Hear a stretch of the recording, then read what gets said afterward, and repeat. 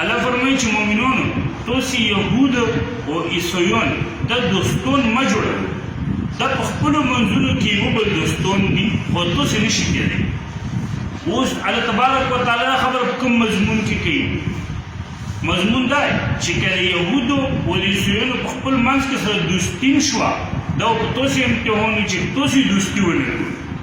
اوس چې په اسرائیلو باندې امریکا ویلوړو دوستي کوي نو دا د موږ تاسې مسلمان دپاره چې خبردار داسې وخت کې چې ته یهودو دوستي ونه کړې او داسې وخت کې چې ته د امریکې دوستي ونه کړې په دغه وخت کې مسلمان یې په دوستي کې دي. لږ څرګند سره نه دی خاموش دي غلامان په خپله ډولي دا هغه پنځم صورتحال. اوس که ته دا ویې چې د اسرائیل د غزوې تر غونډ دي دا دغو خیر دی پرکې دا خبره هم ټیک نه ده.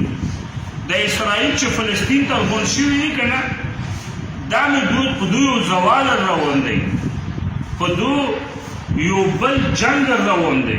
ایک تعالی بني اسرائیل فلسطین ته سره غونډ کړي دي. دا قرآن پاک فرمایي الله فرمایي فاذا جاء وعد الاخرة جئنا بكم لفیفا.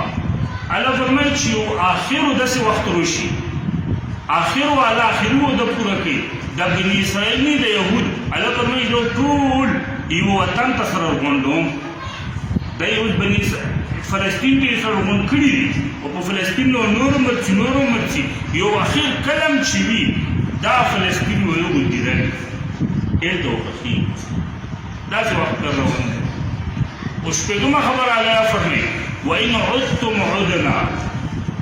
الله ته فرمایي بني اسرائیل ته که تاسې سرکشي وکړه نو سرکشي جواب ولا الله کوي. کلم چې هغو سرکشي کړي وو بخت نصر جالوت داود علیه السلام او هر دور کې چې هغو سر اوچت کړی ډغرې خوړل دي د هټلر پیرې دغو ډغرې خوړل دي. نو الله تبارک وتعالی فرمایي چې سرکشي کوو وهل وخورو چې سر اوچتوو وهل وخورو. اوس خبره ده چې د بني اسرائیل سره دومره ذلیل شو سره الله تبارک وتعالی بني اسرائیل متعلق داسې سختې خبرې کړي دي او داسې پیشنګویي کړي دي او شوي هم همداسې دي. د وجه څه وجه یې لخي یو ده چې انبیا کرام یې قتلول بل ده چې علما یې قتلول. دغه دوه ناحقه قتلونه یې کول. الله داسې خور او ذلیل کړي، الله داسې برباد کړي. اوس په مسلمان امتحان دی، مسلمان سخت په امتحان کې او مسلمان دومره لږ اسرائیلو ته څنګه نشي راوکړلی څنګه چې خپل دین تعلیم یې پرېښود. الله تبارک وتعالی فرمایي چې تاسې تیوري وکړو ځان خپله دفاع مضبوطه کړو چې کوم د الله دشمن دی او تاسې دشمن دی چې دی داسې دی چې تاسې مغلوب کړي. عربو هغه تیوري ونه کړه. عربو په خپله ژبه کې چې کوم کتاب په موږ مسلمانو موضوع دی عربو مطابق تیوري ونه کړه. الشي وکړې فحشي وکړې اوس اوس عرب ذلیل دي.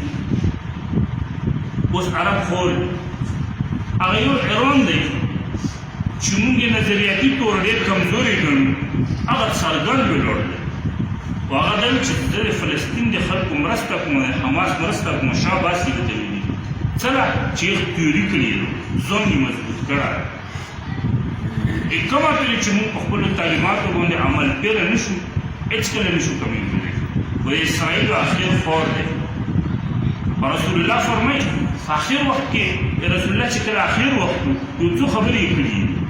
یوه یې ابتدا کړي چې لمونځه خیال کړو، بل یې دا کړي چې غلام و مزدور و دونه چې څوک لون دي یې خیال کړو. بل رسول الله دا کړي چې سفیرونو یو ملک نه بل ملک له چې دغو خیال کړو. څه خبرې یې نور هم کړي. یوه رسول الله دا کړي چې اخرجوا اليهود عن جزیرة العرب. الله فرمایي چې عربو نه یهود وبوسو اسرائیل وبوسو یو هم بوسو ذلیل خلک. د مسلمان خلک چې څومره سازشونه کېږي اکثر یې وکړي او دومره انتهایي سازشي قوم دی چې په قرآن پاک کې الله فرمایي چې دا سازشي قوم دی.